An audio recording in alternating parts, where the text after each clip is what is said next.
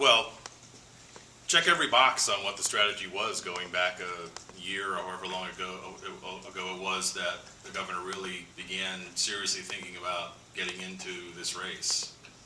He had to be able to raise the money to be viable. He's been able to do that. He wanted to be on the main debate stage in every debate. We've had eight debates so far. Chris Christie didn't make one of them. Carly Fiorina didn't make one of them. Rand Paul didn't make one of them. John Kasich's made them all. He's performed very well in those debates. His debate performance on Saturday night, I think particularly, was impressive and helped him stand out. He wanted to have a strong finish and be, as he kept saying, the story coming out of New Hampshire. I think he got more earned media out of finishing second than Donald Trump got out of finishing first. And then he arrived in South Carolina to overflowing crowds and a lot of renewed interest being generated. We have some states that will certainly be friendlier to the governor coming up on the calendar, but in the meantime, what we have are proportional primaries. And so you compete for delegates in certain congressional districts in states around the South and elsewhere.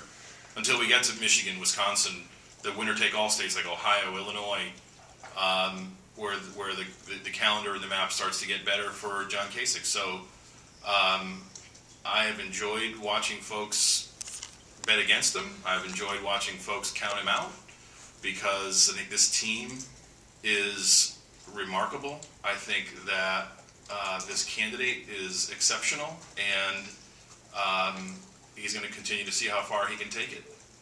My guess is that we're very much going to be part of the story when we're with you in Cleveland in July, and I think the smartest way for our party to go would be to have John Kasich be our nominee.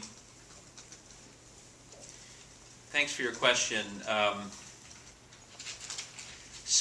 I'll tell you on our end is we have two candidates with a whole lot of energetic supporters in Ohio, and we see it up close. And our approach has been we are neutral in the primary, and I wouldn't say we're neutral in a passive way. We're actually neutral in an active way, as in we are partnering and working with both campaigns. We have hosted meetups. Bernie Sanders had a big meetup in the fall, and we said, hey, use our headquarters in Columbus. Standing room only in a room about this big on the main floor, standing room only in the basement. Huge amounts of people, new people, young people. So we're seeing a lot of energy there, and we welcome that energy. We're excited about that energy. We see a lot of that energy, and a lot of the energy on the Hillary Clinton side includes people who were very active in her 08 primary, where she had infrastructure then that has been continuing to meet ever since. I know a group of women in Cincinnati who have literally been having coffee every Friday together since the 08 effort, waiting for this moment. And they're very excited, and they're now volunteering for a campaign. So our overall approach is to be very disciplined about welcoming and partnering with both sides.